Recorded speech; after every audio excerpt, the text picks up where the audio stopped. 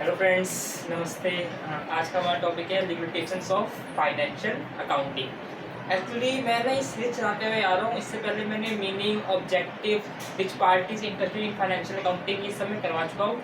आपने नहीं देखा तो मैं डिस्क्रिप्शन में लिंक डाल दूंगा, आप वहाँ से देख लीजिएगा। तो अभी मैं सिर्फ लिमिटेशन कराऊंगा, मीनिंग नहीं कराऊंगा क्योंकि फ़ायदा नहीं है।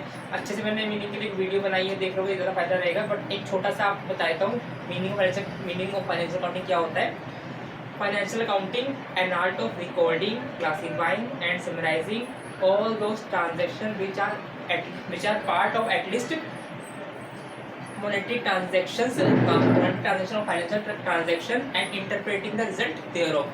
मतलब फाइनेंशियल अकाउंटिंग में क्या होता है, हम सिर्फ वही ट्रांजेक्शन को रिकॉर्ड करते हैं जो फाइनेंशियल नेचर के होते हैं। मतलब they can be represent in terms of money, जो मॉनेटरी नेचर के होते हैं सिर्फ मनी को ही हम रिकॉर्ड करते हैं।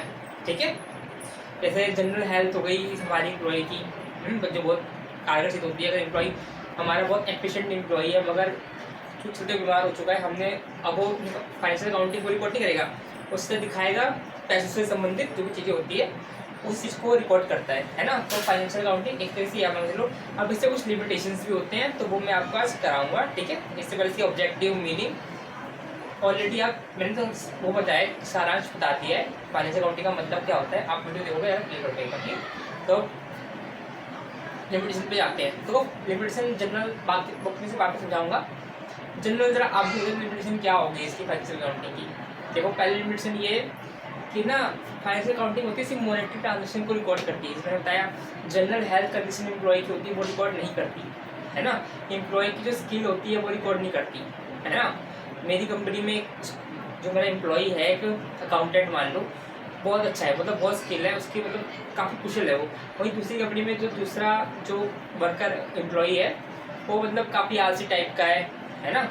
सैलरी दोनों की 30,000 रुपये, इसकी भी 30,000 इसकी है, पर थोड़ा आलसी है, काम लेटर दीप है, ये काम थोड़ा अच्छे से करता है।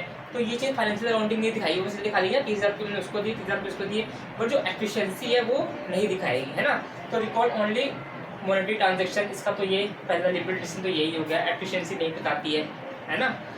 और लिमिटेशन का क्या हो गया, नॉट एग्जैक्ट। फाइनेंशियल अकाउंटिंग ने कभी एग्जैक्ट फिगर नहीं बताती है क्योंकि इसमें बहुत सारी चीज़ें एस्टिमेटेड पे बेस होती है। जैसे लाइक डेप्रिसिएशन का रेट है ना, मैंने 10% मान रखा है, किसी और की कंपनी ने मान लो 5%, कोई 15% डेप्रिसिएशन लगाता है, तो कोई एग्जैक्ट नहीं मान सकते हम इसको।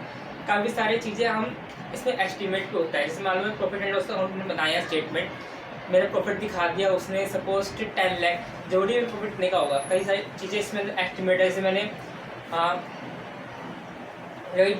डेप्रिसिएशन लगाया होगा ना अपनी प्रॉफिट एंड लॉस अकाउंट में, तो डेप्रिसिएशन अनुमानित फिगर है, वो जरूरी डेप्रिसिएशन उतना नहीं होगा, डेप्रिसिएशन उससे ज़्यादा भी हो सकता है, उससे कम भी हो सकता है ना। तो डेप्रिसिएशन के अनुसार जो मेरा नेट प्रॉफिट है वो फ्लक्चुएट होगा, जरूरी नहीं कि वो एग्जैक्ट हो। ठीक है, तो नॉट एग्जैक्ट होता है ना। और इसके लिमिटेशन क्या होते हैं, इसमें ना जो प्रिंसिपल्स होते हैं इसे वो कॉन्फ्लिक्ट करते हैं आपस में, मतलब लड़ाई झगड़ा करते हैं। होता क्या है, अकाउंटिंग में रिकॉर्ड करते हैं तो दो तरह कंसेप्ट होते हैं इसके अंदर। पहला आता है कंजर्वेटिज्म कंसेप्ट, दूसरा आता है कंसिस्टेंसी कंसेप्ट। कंजर्वेटिज्म कंसेप्ट कहता है कि जो हम अपने जो स्टॉक होंगे ना, जो हमारा क्लोजिंग स्टॉक होगा, उसको हम रिकॉर्ड करेंगे इधर कॉस्ट प्राइस और मार्केट प्राइस। या तो कॉस्ट प्राइस पे रिकॉर्ड कर देंगे, जितनी भी कॉस्ट है हमारी क्लोजिंग स्टॉक की उस पर रिकॉर्ड कर दो, या तो जो मार्केट प्राइस है हमारा, जो भले ही कॉस्ट की जो भी है जो मार्केट प्राइस है उस पर रिकॉर्ड कर दो, but which ever is less, दोनों में जो कम होगा उस पर वो रिकॉर्ड हो जाएगा। इससे मान लो मेरा क्लोजिंग स्टॉक है 10 लाख रुपए का, ये मेरा क्लोजिंग स्टॉक का मैं वो बता रहा हूँ कॉस्ट, मेरा जो स्टॉक पड़ा उसकी मुझे कॉस्ट आई है 10 लाख रुपए की, मगर जो मेरी मार्केट वैल्यू है उसकी वो है सपोज 8 लाख है ना। तो जो मेरी मार्केट वैल्यू है वो 2 लाख से कम दिखा रहा है, तो मैं मेरा स्टॉक को 10 लाख का नहीं दिखाऊंगा, उसको मैं 8 लाख का दिखा दूंगा। ये हो गया कंसिस्टेंसी।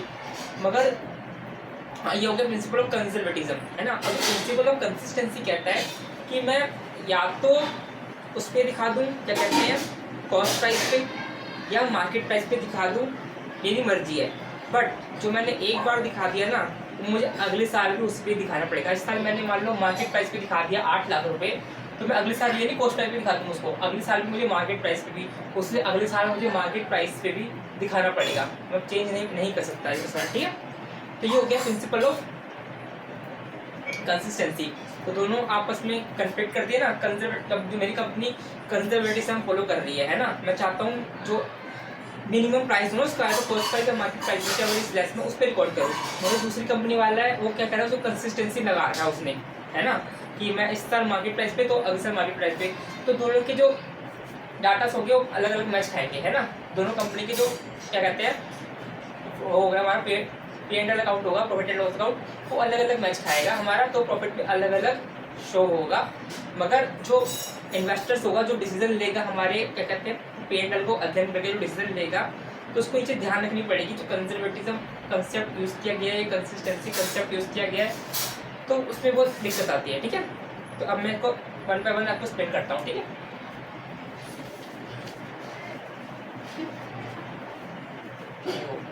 लिमिटेशन में पहला लिमिटेशन में आ गया क्वांटिटेटिव इन्फॉर्मेशन, है ना। मैं पढ़ता हूँ, आप अपनी बुक से मैच करिएगा, बुक नहीं तो ध्यान से होगा, क्लियर हो जाएगा, ठीक है।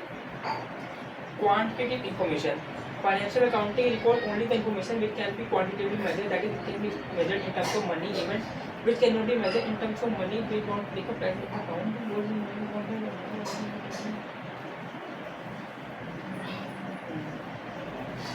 हाँ देखो पहला इसका लिमिटेशन आ गया क्वांटिटेटिव इन्फॉर्मेशन, मतलब फाइनेंशियल अकाउंटिंग वही चीज रिकॉर्ड करती है किसी ने which can be expressed in terms of money, C monetary transaction को रिकॉर्ड करती है। जो अदर चीज़ें होती है बहुत इंपॉर्टेंट होती है बिजनेस के लिए, उसको वो रिकॉर्ड नहीं करती है। जैसे कि बिजनेस की पॉलिसी, सपोज करो मेरी पॉलिसी है मेरी बिजनेस की, मैं सिर्फ और सिर्फ कैश में सेल करूँगा, क्रेडिट में सेल नहीं करूँगा। वही दूसरी बिजनेस है वो भी कैश, वो कहते हैं वो कैश और क्रेडिट दोनों में सेल करते हैं। तो ये बिजनेस की पॉलिसी होती है, अपने अपने बिजनेस की अलग अलग पॉलिसी होती है, ये हमें रिकॉर्ड करनी होती है, बट फाइनेंशियल अकाउंट में इसको रिकॉर्ड नहीं कर सकते क्योंकि जगह ही नहीं बनी वहाँ पर रिकॉर्ड करने के लिए, है ना। क्योंकि पी एंड एल में कहाँ हमने देखा कहीं इसको रिकॉर्ड कर सकते हैं बिजनेस की पॉलिसीज को, है ना। तो इसका पहला लिमिट समझ गया, रिकॉर्ड्स ओनली क्वांटिटेटिव इन्फॉर्मेशन। दूसरा आ गया हिस्टोरिकल नेचर। हिस्टोरिकल नेचर देखो पी एंड एल मैंने इस साल बनाया, क्या कहते हैं ये पे चल रहा है ना, हाँ 31 मार्च 2023 को मैंने पी एंड एल बनाया था। जो नेट प्रॉफिट दिखाया होगा या नेट लॉस दिखाया होगा वो मुझे पिछले साल का दिखाया होगा, मतलब पिछले साल जो मैंने काम किया है वो मैंने इस साल दिखाया है। तो मैं इस साल पे इसको देख के मैं डिसीजन कैसे लेता हूँ, तो डिसीजन में कैसे ले सकता हूँ, वो तो पिछले साल का सारा है ना। तो मुझे थोड़ा वो अपने एनालाइज में खुद का दिमाग भी लगाना पड़ता है उसके अंदर, तो मुझे एक्यूरेट फिगर नहीं देगा कि इस पेज पर मैं डिसीजन ले लूँ। वो क्या दिखा देगा, पिछले साल का हमारा बेस दिखा देगा, जो कि हिस्टोरिकल जो बेस है उसमें क्या डिसीजन लेंगे, है ना। तो इसका पहले डिसीजन तो ये हो गया, फ्यूचर बेस नहीं है वो। अगर फ्यूचर पे बेस होता तो बात ही क्या थी, है ना। पास्ट पे बेस होकर बनाया गया है, वो तो पास्ट की एक्टिविटी दिखा रहा है, वो तो डिसीजन लेने को फायदा नहीं है। रिकॉर्डिंग ऑफ एक्चुअल कॉस्ट, देखो फाइनेंशियल अकाउंटिंग में होता क्या है ना, जनरली हम होता क्या है जो देखो only actual cost figure relating to purchase of material property और other assets recorded in the accounts of goods, the prices of goods and assets change from time to time, accountants ignore the changes in the value of the asset may be different from the value. Recording of actual cost मतलब जो assets की actual cost होती है ना, total कुछ cost हम उसी को रिकॉर्ड करते हैं। जैसे मान लो मैं मशीन खरीद के लेके आया बाजार से, 5 लाख रुपए की मशीन लेके आया हूँ मैं, उस मशीन को मैं ले आया हूँ। अब मैं क्या करता हूँ, हम उसको ना रिकॉर्डिंग ऑफ एक्चुअल कॉस्ट, अब हर साल क्या होता है हम उसकी जो एक्चुअल कॉस्ट को ही रिकॉर्ड करते जाते हैं। अब हम आपको अगर डेप्रिसिएशन लगाते हैं, हम डेप्रिसिएशन लगाते हैं, मतलब जरूरी थोड़ा डेप्रिसिएशन लगाने के बाद जो उसके जो मूल्य आया है वो उसके एक्चुअल मूल्य जो उस टाइम पे चल रहा है उसके समान हो, है ना। डेप्रिसिएशन तो एक वो हो गया, एजम्पशन हो गई, जरूरी नहीं इसका हमारा जो डेप्रिसिएशन लगा के जो 10% में डेप्रिसिएशन लगाता हुआ जा रहा हूँ, है ना। सपोज करो 5 लाख की मशीन में अगले साल क्या नाम है 3 साल बाद उसकी मूल्य हो गया 3 लाख रुपये। 3 लाख रुपये में तो 3 लाख हो गया, तो 2 लाख का हो गया डेप्रिसिएशन। मगर जरूरी है 3 लाख रुपये जो उसका मूल्य है वो उस टाइम पर मशीन का मूल्य वही हो, उससे ज़्यादा कम भी हो सकता है ना। तो रिकॉर्डिंग ऑफ एक्चुअल कॉस्ट, हाँ सिर्फ एक्चुअल कॉस्ट की हम रिकॉर्ड करते हैं। जैसे परचेज ऑफ मटेरियल, है ना, मैं मटेरियल लेके आया हूँ, पिछले साल मैं मटेरियल लेके आया था अपने गुड्स को बनाने के लिए। 1 लाख मेरा मटेरियल में एक्स्ट्रा पड़ा हुआ है मेरे पास अभी कुछ नहीं, जो मुझे इस साल काम आएगा, मैं गुड्स को प्रोड्यूस करूँगा। तो उस मटेरियल का जो रिकॉर्ड किया, मटेरियल पर डेप्रिसिएशन लगाऊंगा नहीं मैं, है ना। डेप्रिसिएशन तो एसेट पे लगाते हैं, तो जरूरी नहीं है तो उस साल में जो मटेरियल मैंने रिकॉर्ड किया है 1 लाख रुपए का, वो मटेरियल के प्राइस बढ़ते रहते हैं, घटेंगे नहीं बोलूँगा, सॉरी बढ़ते रहते हैं। तो जो 1 लाख का मटेरियल है हो सकता है इस साल 1,20,000 का हो गया हो, किसी 1,30,000 का हो गया हो। तो एक्चुअल कॉस्ट चूँकि फाइनेंशियल अकाउंटिंग में कहीं रिकॉर्ड नहीं किया गया है ना। मटेरियल 1 लाख का है, पिछले साल भी वो 1 लाख का दिखा रहा है, इस साल भी 1 लाख का दिखा रहा है, जो कि पॉसिबल नहीं है ना। इस साल की कीमत ज़्यादा हो सकता है अकॉर्डिंग टू बच्चों को। कॉन्फ्लिक्टिंग बिटवीन अकाउंटिंग प्रिंसिपल, वही कंजर्वेटिज्म और कंसिस्टेंसी है ना। अगर मैं conservatism conflicting between the different accounting principle, for example principle of prudence अब जो प्रिंसिपल ऑफ कंजर्वेटिज्म है वो कंसिस्टेंसी से एकदम बिल्कुल ही अलग है। तो कन्फ्लिक्टिंग प्रिंसिपल होते हैं, है ना। मैं अपना इस प्रिंसिपल से रिकॉर्ड कर रहा हूँ, कंजर्वेटिज्म से कोई दूसरी पार्टी है वो रिकॉर्ड कर रही है कंसिस्टेंसी से, तो प्रिंसिपल होते हैं वो अलग अलग होते हैं। अपने अजम्पशन पे हमें प्रिंसिपल सेलेक्ट करना होता है, हम कौन सा प्रिंसिपल कौन सा which one accounting principle we have to select, है ना। सिलेक्ट करना पड़ता है, तो अपने पर्सनल जजमेंट से सिलेक्ट करना पड़ता है।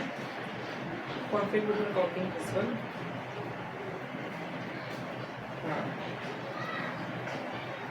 अब देखो अगर अकाउंटिंग प्रिंसिपल एक ही होता है कंजर्वेटिज्म कंसेप्ट, तो बातें क्या आती है ना, सब लोग एक ही तरीके से कंजर्वेटिज्म लगाते हैं, सबके लिए जो क्या कहते हैं इन्वेस्टर के लिए जो होता है ना कंपेरिजन करना बहुत ईजी होता है। अब कोई कंसिस्टेंसी लगा रहा है, कोई कंजर्वेटिज्म लगा रहा है, तो प्रॉफिट भी अलग अलग फिगर का दोनों को आ रहा है। तो बहुत इन्वेस्टर्स के लिए बहुत डिसीजन लेने में बहुत दिक्कत होती है इससे, है ना। अगर एक ही मेथड सब फॉलो करे, कंसिस्टेंसी से फॉलो करे या कंजर्वेटिज्म से फॉलो करे, तो डिसीजन लेने के लिए इन्वेस्टर्स के लिए बहुत ईजी रहता है। तो उसका ये लिमिटेशन हो गया कन्फ्लिक्टिंग बिटवीन अकाउंटिंग प्रिंसिपल। अच्छा कोई पॉइंट समझना आए ना तो कमेंट कर देना, ठीक है। पर्सनल जजमेंट, देखो पर्सनल जजमेंट का सबसे बेस्ट उदाहरण है rate of depreciation. Personal judgement लेनी पड़ती है कई बार, जिससे अकाउंट तैयार करने में ना अकाउंटेंट को पर्सनल डिसीजन लेने पड़ते हैं, जैसे कि रेट ऑफ डेप्रिसिएशन इसका बेस्ट एग्जाम्पल है। रेट ऑफ डेप्रिसिएशन या कौन सा प्रिंसिपल सेलेक्ट करें, कंजर्वेटिज्म सेलेक्ट करें, कंसिस्टेंसी सेलेक्ट करें, ये पर्सनल जजमेंट भी अकाउंटेंट को लेने होते हैं, है ना। नॉट एग्जैक्ट, कोई एग्जैक्ट नहीं है कि जो प्रॉफिट दिखाया है वही होगा, है ना। जैसे फाइनेंशियल स्टेटमेंट में not reflect the realistic position and some of the information are the based on the estimate which may not be accurate all the time. For example depreciation, है ना। डेप्रिसिएशन जो है हमने एस्टीमेट ले रखा है, जरूरी नहीं है कि डेप्रिसिएशन जो लग के वैल्यू आई है हमारे एसेट की वही एसेट की वैल्यू मार्केट में भी चल रही हो, है ना। जमीन काफ़ी अंतर होते ही है ना। तो एग्जैक्ट नहीं दिखाता है वो, है ना। Not suitable for cost control, ये कॉस्ट कंट्रोल में बिल्कुल भी सहायता नहीं करता है।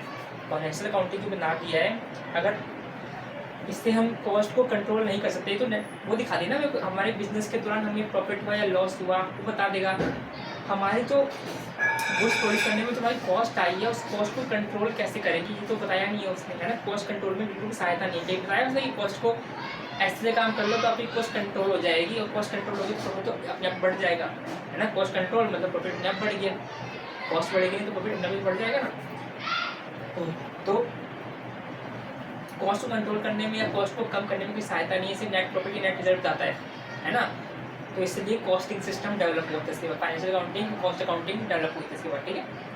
देखो financial accounting disclose only the net result of the collective activities of the business as a whole, hence cost control is not possible. Cost control इसके अंदर पॉसिबल नहीं है in the financial accounting. There is no technique in the financial accounting which can help to distinguish, हाँ इसमें हम controllable cost और uncontrollable cost in दोनों के बीच में डिफरेंस हम नहीं कर सकते हैं, है ना। कॉस्ट है दिखा देते हैं उसको। There is no procedure to assign responsibility for increasing cost, हाँ वही बताओ उसको। हाँ वही कंट्रोलेबल कॉस्ट मतलब जो हम कंट्रोल कर सकते हैं, है ना। जैसे मटेरियल हो गया, इसको हम कंट्रोल कर सकते हैं। कुछ चीज़ें ऐसी होती है जिसको हम कंट्रोल नहीं कर सकते, जैसे कि फैक्ट्री का रेंट हो गया, ये थोड़ा सैलरी हो गया, सीनियर मैनेजर की सैलरी हो गई, इसको हम कंट्रोल नहीं कर सकते, ये काफ़ी टॉप लेवल के खर्चे होते हैं। हाँ तो इसको कंट्रोल कैसे किया जाए तो ये फाइनेंशियल अकाउंटिंग हमें नहीं बताती है, इसके लिए हमें कॉस्ट अकाउंटिंग का सहारा लेना पड़ेगा। तो not suitable for cost control, है ना। Only suggest only show the net profit और net loss during the year, ठीक है। Not helpful for decision making, देखो डिसीजन मेकिंग भी हेल्प नहीं करता है, कैसे डिसीजन मेकिंग में हेल्प नहीं करता है। देखो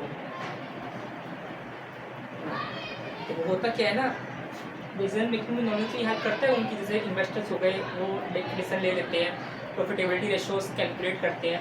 बट कुछ चीज़ों में डिसीजन लेने के लिए मैनेजर की कंपनी के टॉप लेवल मैनेजमेंट होती है ना, उनकी हेल्प नहीं करते। जैसे कि हम मुझे अपनी गुड्स की ना प्राइस फिक्स करनी है, तो मैं कैसे प्राइस फिक्स करूँगा? प्राइस फिक्स करने के लिए मुझे गुड्स की कॉस्ट पता होनी चाहिए। तो कॉस्ट पता करने के लिए मुझे कॉस्ट अकाउंटिंग में सहायता पड़ेगा, उससे मैं कॉस्ट निकाल लूँगा गुड्स की, है ना। देखो कॉस्ट ऑफ स्टोरेज इतना आसान है, सब चीज़ों को रिपोर्ट करते जाओ, फिर रिपोर्ट में खर्चा आ गया वही कॉस्ट हो गई, ऐसा नहीं होता है। या हम कंपनी की पर्सपेक्टिव में बात कर रहे हैं, काफ़ी डीप प्रोसीजर होता है। तो कॉस्ट निकालने में फैक्टर खर्चा भी आता है, और क्या कहते हैं बहुत मतलब आप ये मान के चल लो कि जितने भी खर्चे होते हैं ना, डायरेक्ट कॉस्ट और इनडायरेक्ट कॉस्ट, है ना। इनडायरेक्ट कॉस्ट भी सारी इंक्लूड होती है।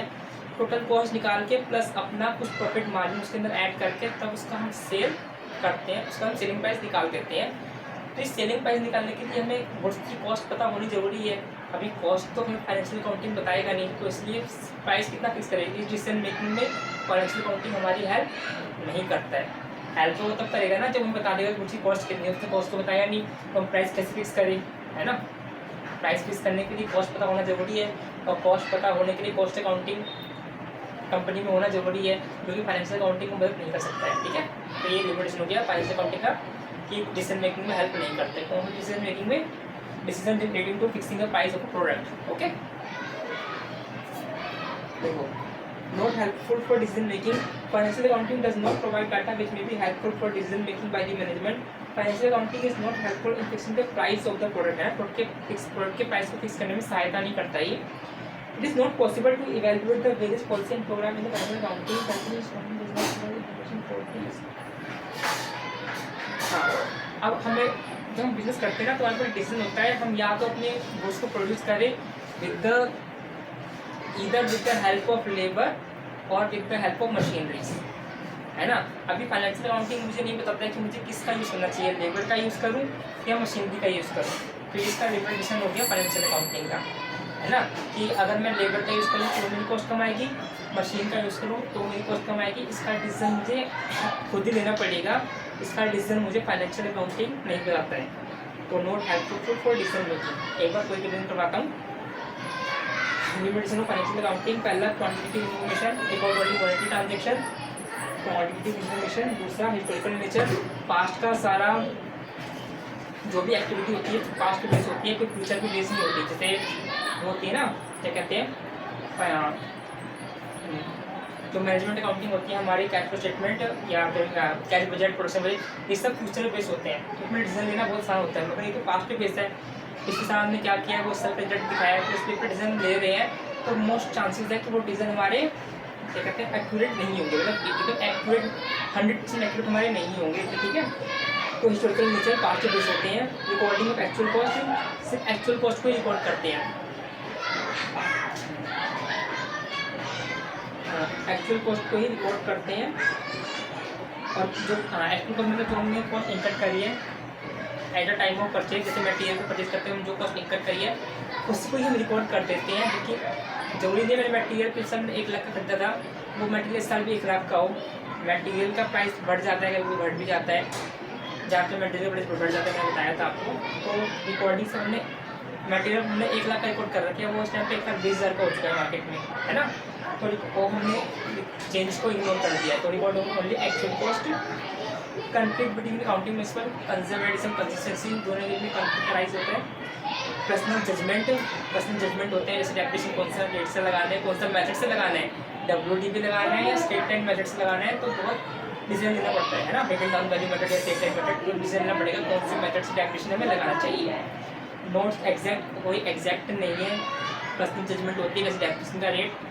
वो ऑल्सो टेबल को कॉस्ट कंट्रोल में सहायता नहीं करता है बिल्कुल भी, है ना।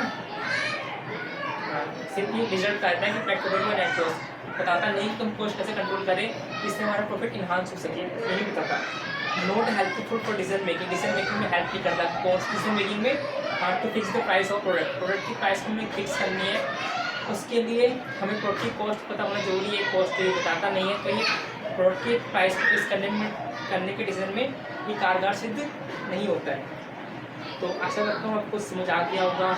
अभी भी कोई दिक्कत है, कोई क्वारी है, समझ ना आए तो आप कमेंट कर दीजिएगा, मैं 100% रिप्लाई करूँगा। अगर ज़्यादा ही बड़ा डाउट हुआ तो मैं रिप्लाई नहीं करके सीधा वीडियो बना दूँगा, कोई 1-2 दिन टाइम लगेगा। तो अपना ध्यान रखिएगा, कोई भी डाउट हो तो कमेंट कर दीजिएगा। One second I am telling to you. नमस्ते।